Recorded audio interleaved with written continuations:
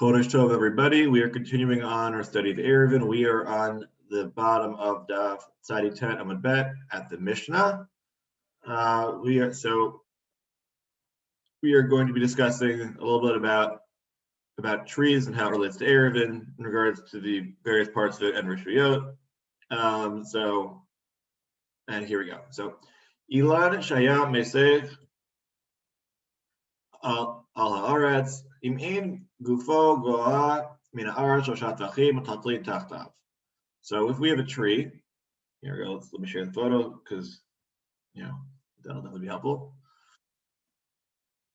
Yeah, so we have this nice tree, and it is so large that so basically, like the branches, the canopy bends over, and it ends up being less than 3 tefachim from the ground. So now we've got this, this full cover. So metaltal and tachtav, you're allowed to carry underneath it because it's considered to be its own reshut. Because again, as a tree almost reaches it comes in 3 tefachim on the ground, and it has level, so it's as if you're carrying inside of this nice dome of the tree. Sharshav goam in haaretz shoshat tvachim lo yishev elihem. Conversely, if the roots of it are 3 tefachim above the ground, but again, the upper branches are not forming a full enclosure, then you can't sit on them because that's considered to be part of the tree on Shabbos, right? We don't use trees on Shabbos because of it is from Drabanan, which we'll get to more of that when we continue on the Gemara. So, okay, so now we're going to discuss, the maximum amount of some more parts like carrying beneath trees and how that works out. So, Amar Rav Huna, Brei de Rav Yoshua. So Rav Huna is the name of Rav Yoshua. Ematal Tlinbo Yoter mi Beit Satayim. So Rav Huna said you're not that. So let's say you have an absolutely mammoth tree that has an area underneath it of 2 Beit Sa'ah. So you can't carry underneath the tree. My time, and why can you not? Mishum dehave dirash shetashmisha la'avir v'chol dirash shetashmisha la'avir imatat l'ba yoter Beit Satayim. So you're not. So the reason why you can't use it is because this is a type of residential area that is that's used. That's airspace is being used. So it's not really being. It's not meant for truly for residential area. Therefore, and anything residence that's meant for basically only includes air, but not any actual people who live in it. Because tree isn't really a place yet. The overhang of a tree isn't really a place you end up living. So therefore, there ends up being a limitation of 2 Beit Sa'ah, which is much like the case of a karpet. Right, karpet also has a limitation because it's not a proper place of residence. So if you're referring to, let's say, somebody's house, there is, or let's say communal building, there is no limitation on the size. In terms of, let's say again, let's say you have it for some reason. Let's say you wanted to build yourself an indoor soccer court, which is 100 meters by 100 meters, right? So which is absolutely ginormous, way bigger than 2 Beit Sa'ah. But again, because it's meant for usage and is somebody could seriously live in there, so therefore that's why you could carry the whole area, whereas you would not be able to carry in a place that does not have proper walls and it's not residential. Okay, now we're back to the part about Sharshav Goam in haaretz, about the roots being 3 tefachim tall and why that's a problem. So Itmar Sharsheha Ilan Ba'in Habain Milmala Mishosha Latof Shosha Rabba Amar Mutar Lishmesh Behen Rav Sheshet Amar Asur Lishmesh Behen. So the question is, what do you do with roots that are busy, very gnarly and are going up and down and up and down, right? That's the diagram number 32 over here. So that some parts are above 3 tefachim, some parts are above. Am I allowed to use that little once you see the little bet is? Can I use that area or not? So Rabba Amar Mutar L'Shtamesh Behen. Rabba says you could use it. Rosh Amar Asur L'Shtamesh Behen. But right, so Rabba allowed, but Rosh forbids use of that, the word little bet is. Everybody agrees the real aleph is problematic. The question is what about where the bet is, because that's not necessarily high enough off of the ground. Again, odds are that root actually does reach the ground, because otherwise you'd probably snap it by using it, but we'll leave that aside. Okay. Rabba Amar Mutar L'Shtamesh Behen Dechol Pachol B'Shosha Da'ara Arahi. Well, why does Rabba permit it? Because anything within 3 tvachim of the ground is as if it's the ground itself. So therefore, there's no problem with using that root. Rosh Amar Asli Shamesh Behen Nikima Demikoch Yisr Kaate Asurin. Rosh says no, this is Asur because that once if part of the root, in order to get where it gets to, it has to go into a place that's forbidden. Therefore, the end of it is also forbidden as well. So so now some more fun cases. So Tadavu Ke Kim Shunita, Tasalkin Laila Asurin. Danachdim Latatai Sharu. Okay, so now there's 2 things. So if the roots go on upwards like a crag, right? Like like a rock, like a rocky mountain type thing, as seen in diagram number 33. Okay, so right. So the question is, where do they end up? Where is the root? So this is the way that it looks. And then the question is, where does the roots go? So if the roots head upwards, then that meaning above 3 tvachim, what's the problem? If they are right, but if they go below, denachal. But if they go back below, then they're mutter. The stadin plukta de rabba v'rabsheshes. And if they turn sideways, then that's where the machloket between Rabba and Rav Sheshet are. Not like we said before, where it's about above and below case. Rather, it's only when it goes sideways, and then we're not, and then it's basically like right in the middle, and we're not, and then that's where we're not sure, right? Because then look, even if the whole thing, right? So even though the whole root system is above, that's not like so. Again, when the entirety of the root system is above, that's for sure a problem. If it's entirely below over degrees, that's okay. The question, of that particular segment, the problem is when it goes above and comes back down, that's the machloket case. Okay?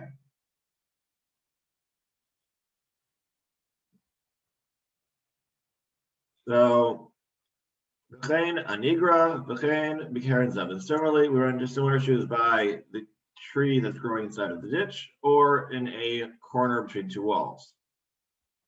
Okay, so again, anigra. So anigra is this one, right? Okay, and turns out it means, again, it's growing right in the corner of your wall. Will that knock down your wall? Maybe, but we're not worried about structural integrity here. We're worried about what the halacha is. So, okay.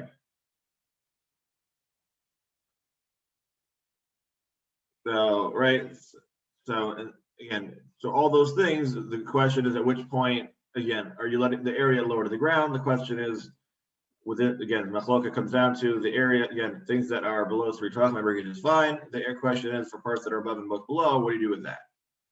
So again, the machloka we just had, that we had before, in regards to the complex root system, same thing applies to if you have a root in a ditch, as well as if you have the tree is in the corner of your yard by the fence.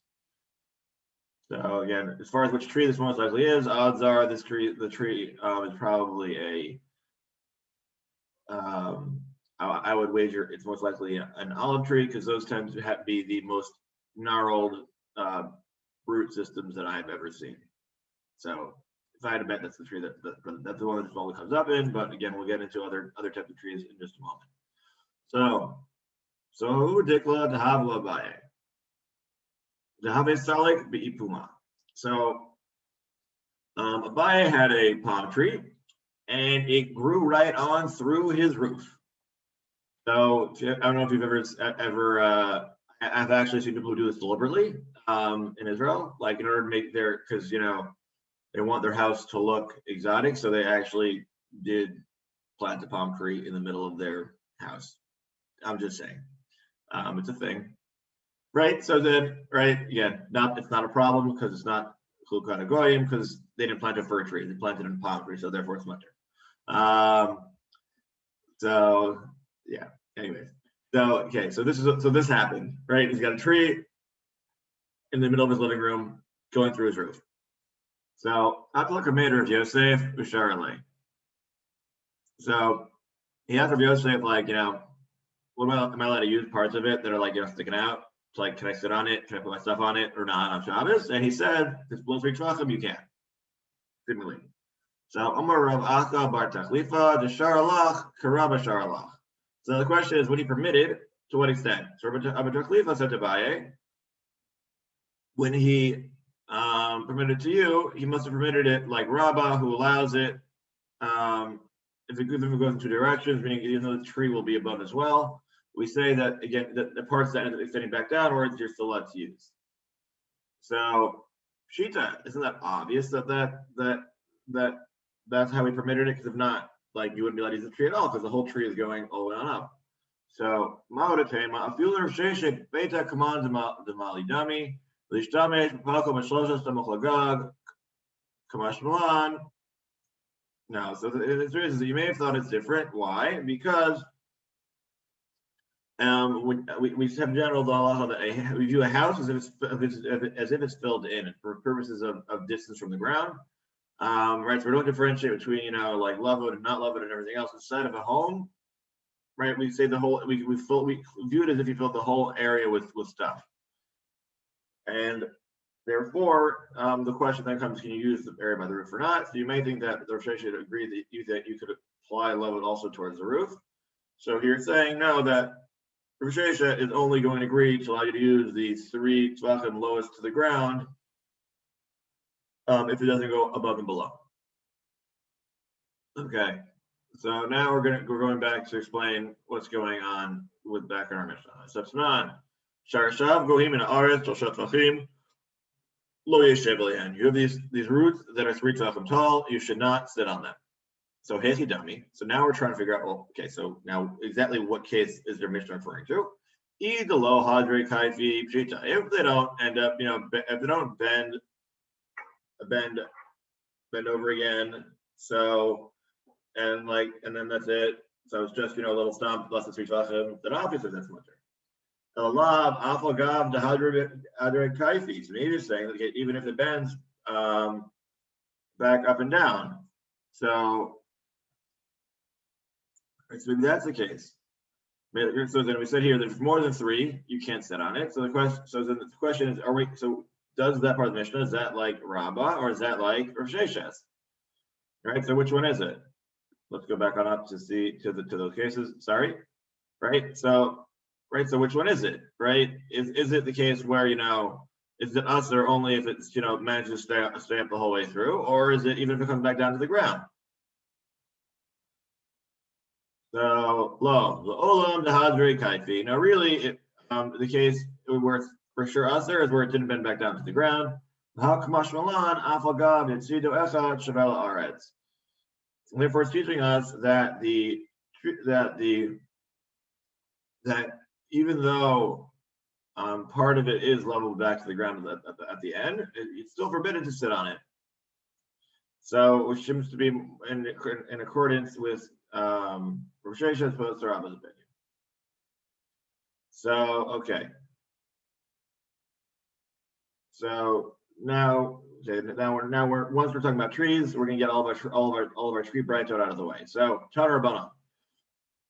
Sharasheh ha'ilan shegvohin min ha'aretz shoshat tvachim o sheyesh chalal tachteh shoshat tvachim. So if we have roots of a tree that are at least 3 tvachim tall, or that there's a gap beneath them that's at least 3 tvachim.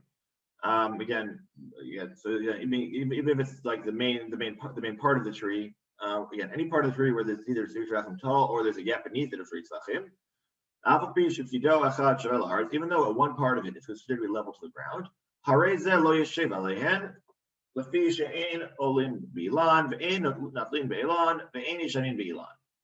So for all these things, whether for all these cases of use of the tree when it's far off the ground, whether it's because again it's just there's a gap or it's like fully filled in.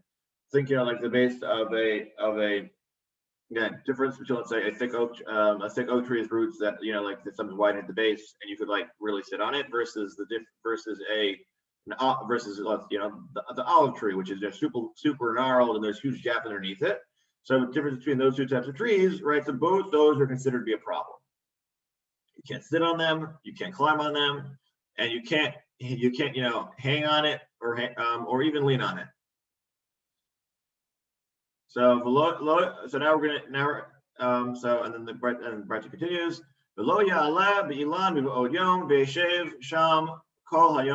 Similarly, you should not climb it up. You should not climb up there before Shabbos, and similarly, you should not sit there and sit there all day long, right? So then, even if you had been, even if you say anything, oh, the issue is only because I climbed up on Shabbos. But if I decided that I was going to be, chilling out on the tree, and I was chilling there before Shabbos went in, then I could stay there all day. No, that's still problematic. You'll still be over an Isra D'Rabbanan if you were there for before Shabbos. Echad ilan, echad kol habehema. Right, so similar. So in terms of the problems of climbing on and staying on them, this applies both to a tree as well as to an animal.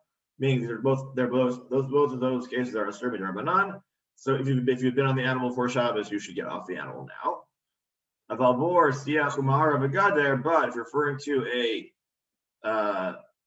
a cistern, ditch, cave, or a fence, Matapes Ola, Matapes Yored, Afilu Hen Me'ama. On the other hand, if you're accessing a cistern, ditch, cave, or a fence, you come up and down all day long, even if they are 100 amot deep.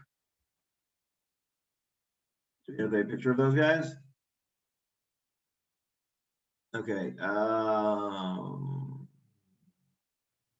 Nope. Okay. Here we go. This is just pictures of the Borsech Mara and 55 page paragraph. So do you want to look back for what the cistern and the we'll keep going on because we got a lot to cover. Basically, so these are talking about the again, you used to be able to, in order to access, sometimes the water level in these let's say in the cistern, right, you wanted to go in to drink some water, so a lot of times there were steps leading down or some sort of ladder in order to reach the bottom of it, because not every type of cistern everybody thinks of a well with a nice little bucket on top that you lower on down, but that wasn't necessarily always the case. So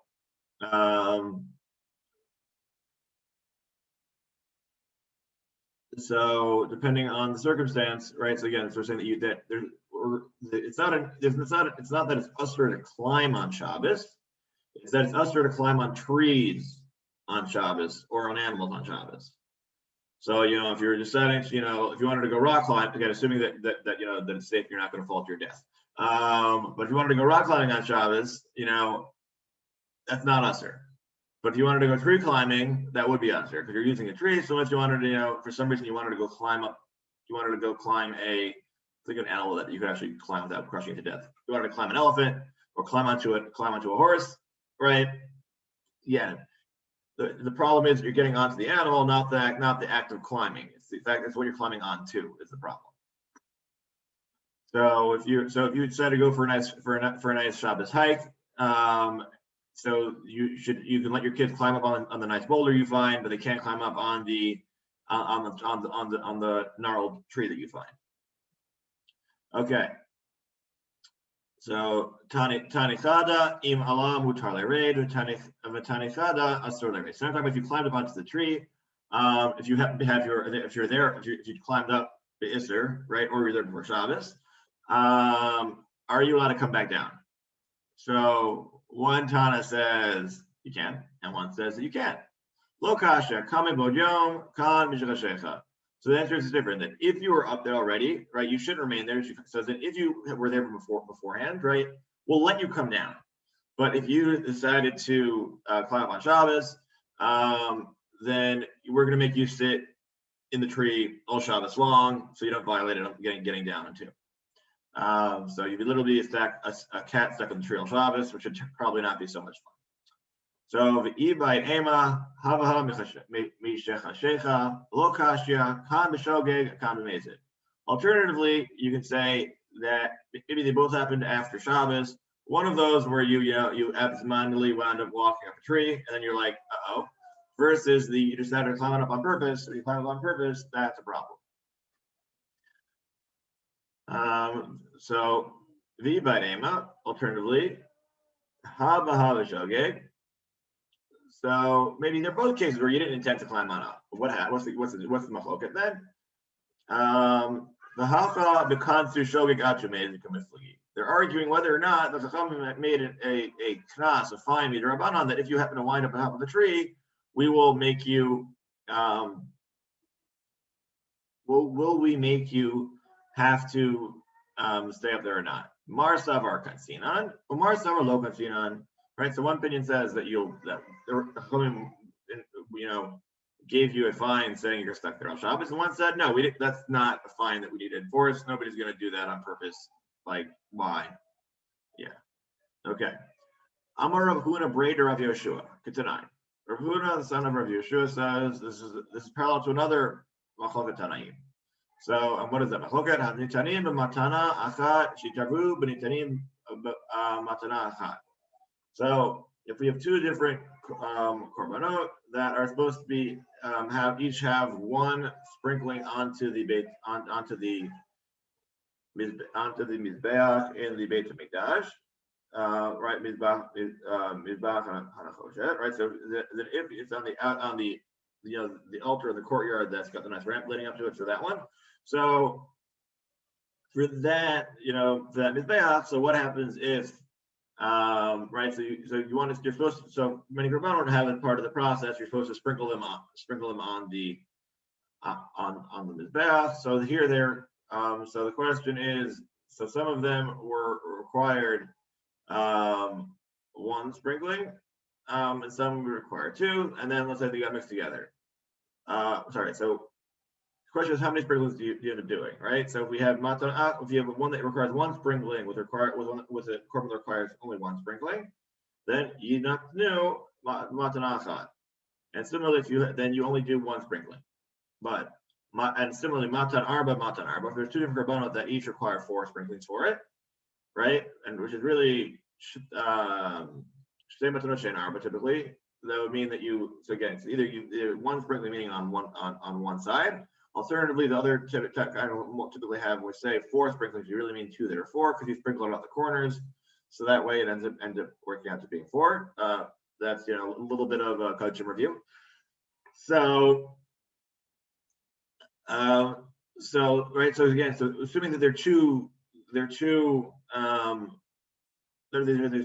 that have the same dinim in terms of the same amount of sprinklings that are required. So simply you do the same thing for both of them. But what happens if you mix together the ones that have different amounts of sprinkling? So how would that work then? Right? If we have the blood for both of them mixed up, so what would happen now? So matan arba v'matan achat. So let's say if you mixed up one that requires 4 sprinklings with one that requires only 1. Rabbi Elazar omer yitnatnu v'matan arba. Rabbi Elazar says, well, then you do all 4 because there's no real problem of having too many sprinklings. Rabbi Yeshua omer yitnatnu v'matan achat. No, Rabbi Yeshua says no, you sprinkle it once because that'll b'diavad work, and we don't want to do too many sprinklings. So now they're arguing with each other. Why the other one is wrong? So Amar lo Rabbi Elazar. Hare over b'bal tigra. So Rabbi Elazar turns to, or he said you should do all 4. Turns to Rabbi Yeshua and says, "Hey, you just violated bal tigra," meaning there's 2 sermons, and I'll put in a second. And Rabbi Yeshua says back to him, "No, you violated bal tosif." Okay, so what both of them are doing is they're both quoting a pasuk based on the Isser in. So this is both quoting pasuk in Dvarim, right? A call davar asher nachim tzavetchem atodish lasot, right? So again, this is in Dvarim, God saying, "Whatever I've commanded you, everybody make sure to do it." Lo tosef alav, lo tigrami menu. Don't add to any of my mitzvot, nor take away from my mitzvot. So each of them are the other one of violating this Easter Deraita of adding or subtracting from the mitzvot because you have changed the number of sprinklings necessary for one or the other. So now the question then is, well, okay, so no matter what, you're stuck if it's seemingly according to this logic. So, because either way, you've either added extra sprinklings that you should have added, or you took away sprinklings that you should have had. So either way, you're violating the Deraisa. So, yay. So like what? So don't worry, this discussion's not done yet. So Amr bi Elazar, lo amru ela kishu ba'atzmo. No. So that it's only an issue of Rabbi Elazar says it's only an issue of baltos if you're doing it, by on its own. But once you mix it with something else, then that's not considered to be an issue because because you're doing it for the other one, and that's why it's okay. Amr Rabbi Yeshua lo nemar baltigra ela kishu ba'atzmo. And similarly, Rabbi Yeshua says Baltigra is only a problem if you had a korban that required 4 sprinklings of blood, then you did 1 is a problem. But if mixed with something else that there would be a reason that it wouldn't be a problem. Vod Amar Rabbi Yeshua, Kishtanatata, Avarta al Baltosif, Vasita Maaseh Biadecha. So Rabbi Yeshua says, well, there's another problem with with your opinion, Rabbi Elazar, because when you did it, not only did you violate Baltosif, but you did it actively. Kishalonatata, but if you didn't sprinkle, right? If you didn't do sprinkle of blood, so avarta al baltigra v'lo asita ma'asa b'yadecha, right? So the difference between the two being is whether you actively violated something or you passively violated something. So right, so that's where Rabbi Yeshua says he prefers he prefers the passively not doing something versus actively violating something, right? So Rabbi Elazar damar hatam kum asayadiv hach. So right. So now we've discussed that. We're trying to get back to our case. So now we're talking about our case of the getting off the tree. So the question is, what's the preferred way of violation here? Is it preferred to violate the being on the tree actively or passively? Because once you're on the tree, so if you stay on the tree, you are actively violating the Isra Drabanan of using a tree on Shabbos. But if you, if you're currently on it, you're passively violating it because you're there, you didn't move, but every second you're there, you're technically in violation of the Isra Drabanan. Conversely, if you were to get off, you violated a kumbas say now, but not continuously. So the question is, are we saying active versus passive machloka we had by sprinkling the blood? Does that apply to our case in Eruvin? So Rabbi Elazar, who mentioned earlier, right, who said in the case of sprinkling that hatam kumbas sayadiv hachinami ereit. So since it's better to do to actively violate there, so therefore you also should get off the tree. Rabbi Yeshua, Damar Hatam Sheval Tasadif Hakanami Lo Yered. And according to Rabbi Yeshua, it says better to be passive there. So then here too, you would say stay on the tree. So Dilmalohi, no, so that might not. We can't actually compare these two machlokot. Why? Because Ad Kam Lokam Rabbi Elazar Hatam Kum Asay Adif Ella Deka Abed Mitzvah. So maybe he says that the place of Kum Asay of you should actually violate this Yisur is only because you're trying to do a mitzvah. But in our case, there's no mitzvah being fulfilled, right? You could just, take a nap for the rest of Shabbos in the tree, and but there's no active mitzvah you're heading to do, so that's what the problem. So v'inami ad, or you say on for Yeshua's side, ad kan lo kamar Rabbi Yeshua hatam shev al tasa adif, ella delo ka'aved isura, v'haka te ka'aved isura hachanami di'ered.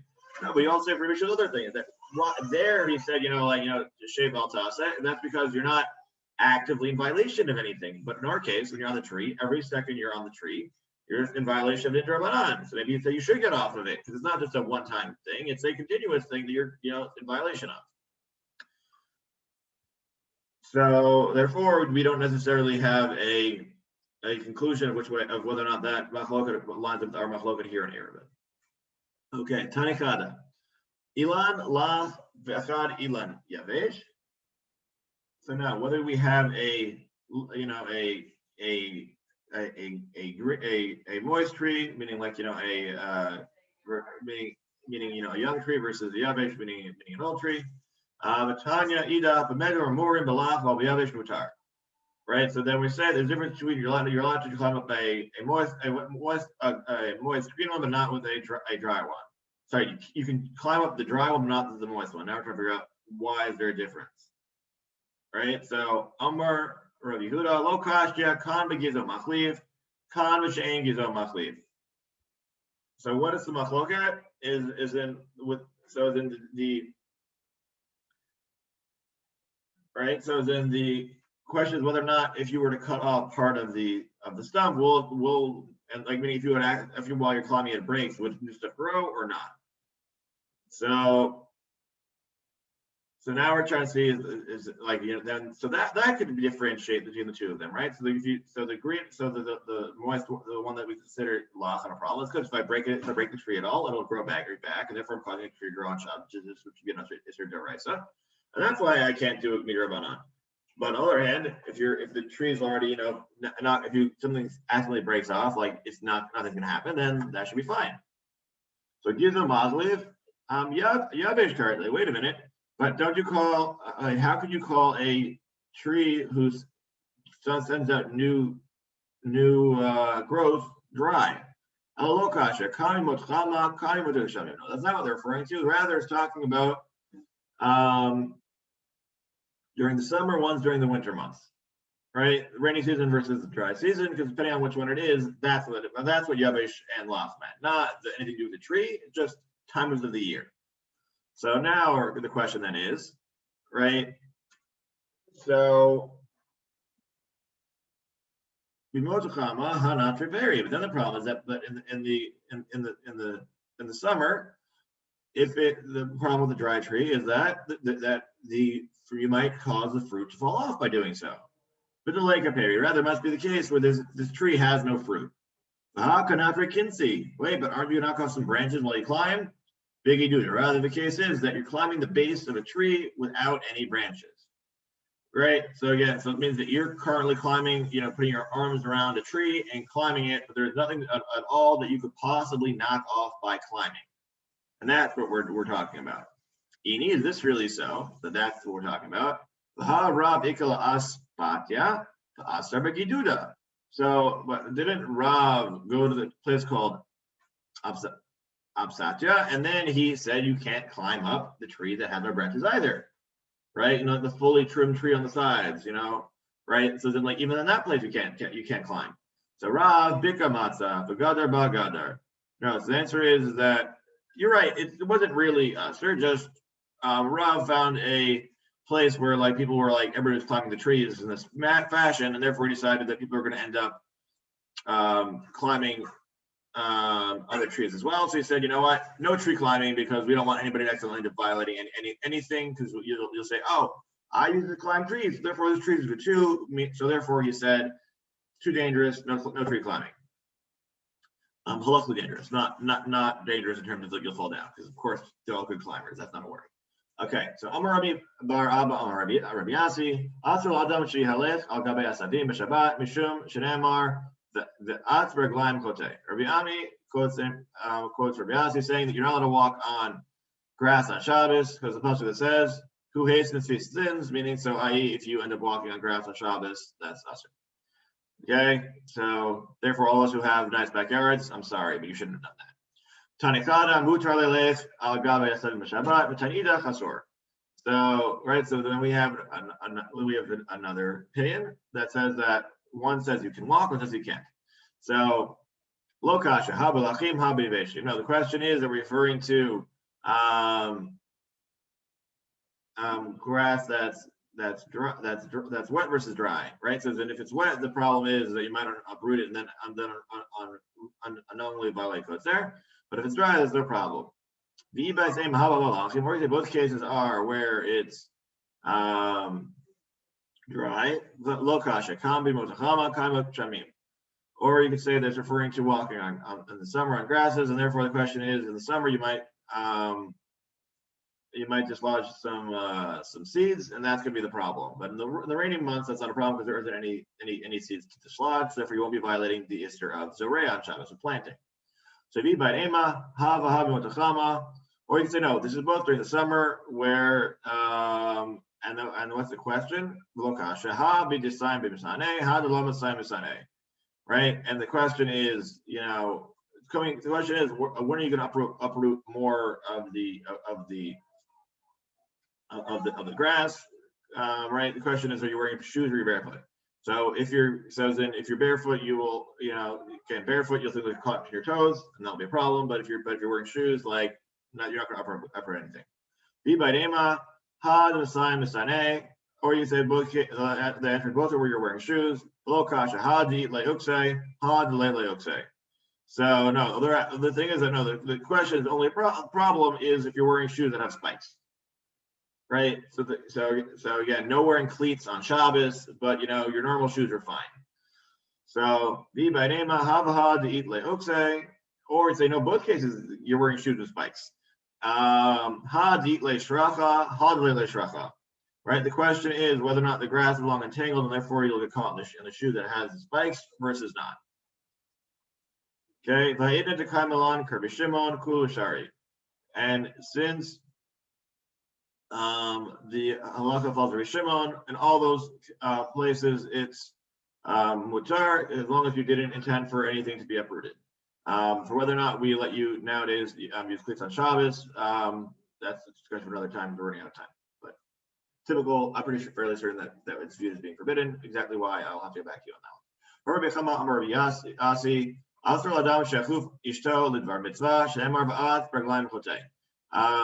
So it's forbidden for a man to force his wife to do a mitzvah. In this case, it's referring to to conjugal relations. As the pasuk says, right? So marital rape is a thing. Okay, so Avar Rabbi Yeshua ben Levi, Kol Kofei Yishtel Var Mitzvah Havian Lo Banim Shem Hoganin. And if you were to have violated that, you will wind up having children who are unworthy. Amoravika Bar Chinana Mai Kara Gam Below Da'at Da Nevesh Lo Tov. As the pasuk says, right, the soul that knowledge is not good. So meaning if a child, a product of marital rape will lead to not be a good child. Okay. So and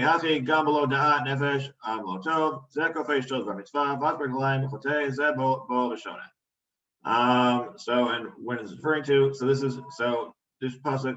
So there's two sides to it. One is that if you force your wife for conjugal relations, that's one thing wrong. And another one is that if you had that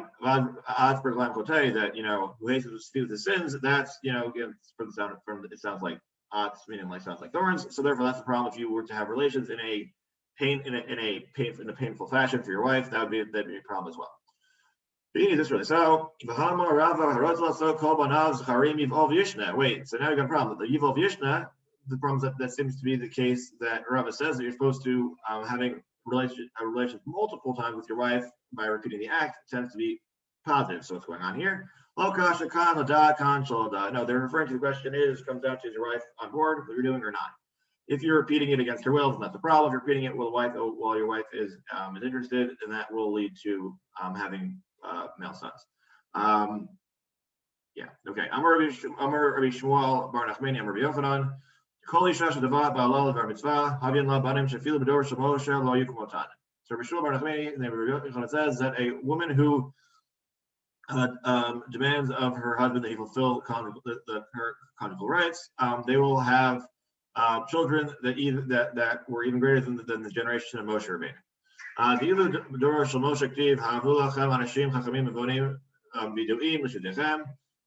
Because there it says you shall have children who are wise men or understanding, well known from each other, from each of the tribes, and I'll make them in charge of you. But when he actually does so, Yitro told him to find those three traits, but he actually found Chachamim Vidoim. He only found them to be wise, knowledgeable, but he couldn't find anybody who were Nivonim. Right, who possess a different level of understanding, so those didn't exist. But again, if you were to, but a child from this union would be considered to be Navon, and that's what you should, and that'd be preferred. But to say Leah likarto v'tomer Eli tavo kisachor skartich. So then our question is what happens in the case of Leah, where Leah ended up going out to greet Yaakov, and then after she had purchased her rights for the evening from the Dudaim of Eruvin.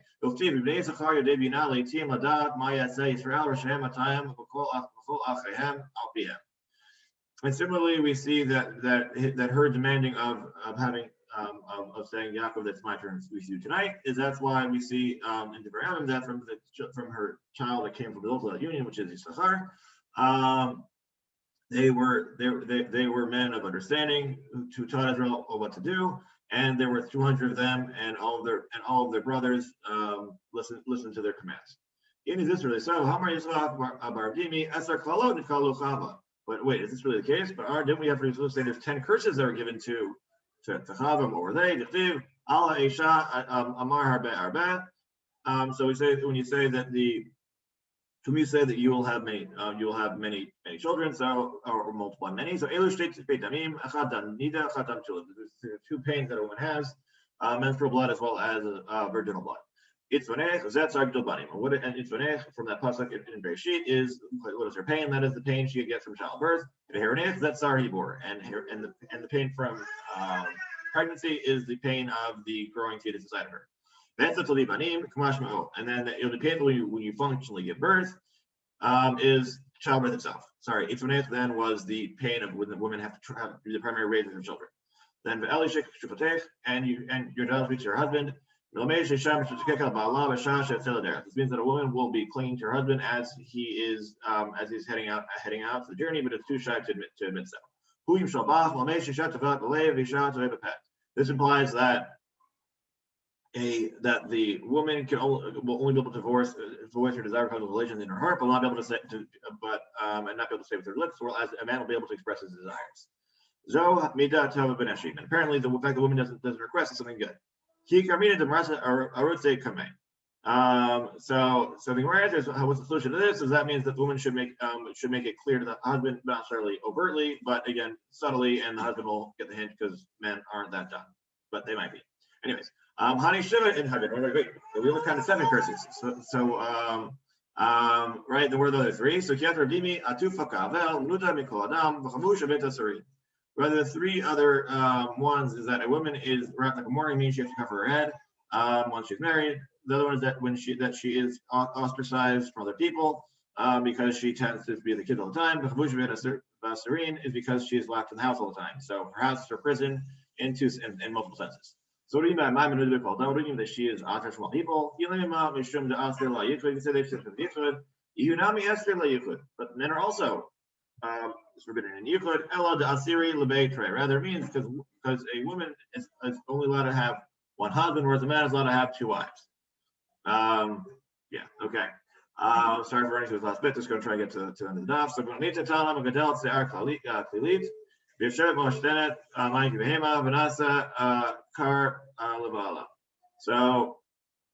there are 3 curses are that a woman has to grow her hair long like Lilith. The demon, she is required to sit down when she goes to the bathroom, which is very convenient whenever you're, for like an animal does, meaning like men can stand up and you already easily, women have to, find a bathroom, which is so inconvenient.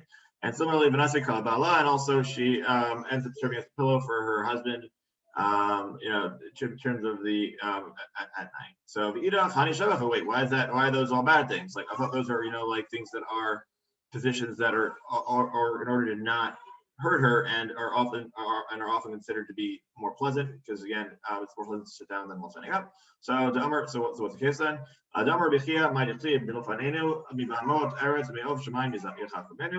So, and how do these things are praiseworthy? As it says, beasts of the earth or wiser than birds of the sky. So, would mean by the beasts of the earth. She's going to be the earth. So, this is learned from the female mule. Shekarat mine that who bends down to go to the bathroom, which should be a praiseworthy thing. And be smart like the birds. Who makes sure to this is the rooster who decides to talk to the hen first before having relations. Similarly, Yochanan says, if we had not given the Torah, we'd have learned privacy in regards to going to the bathroom from the cat. The Gazel in Amala, you've learned about not to steal from ants.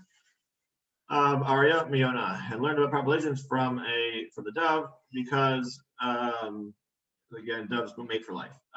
Derek, Eretz, Tarnagol, and you'd have learned wavelength from the proper practice from the Tarnagol, from the rooster. Shafai is well, because he first appeases his wife before relations. Again, the importance of making sure that you talk to your wife prior to spending the night. Okay. Well, modify. Let's explain what you mean by that. Means so. Amar Yehuda Amarav Havigamar Zamananach Lich Ziga Dematu Lich Ida Akara. So what does that mean? So how does the rooster, what does the rooster do? The rooster does is what does it say? It says, "I will buy you a coat that lays down to your feet."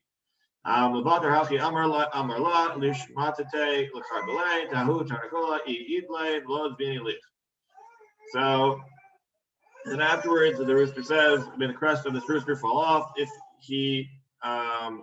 it has the ability to buy you one and does not buy you one." So meaning, and then he says, "Well, I would have bought you one, but I'm poor." So it's not because he didn't want to, but that he simply was physically unable to. Okay. So that's that. I apologize for running through the end of it very quickly. If anybody has more questions of anything regarding what we're going to say in the Gemara, I'm happy to discuss at a later date, but I would like trying to finish that time. Okay. Sorry. All right. Thank you. Have a good day. Have a good day, everybody. Kodesh Tov. Thank you. Kodesh Tov.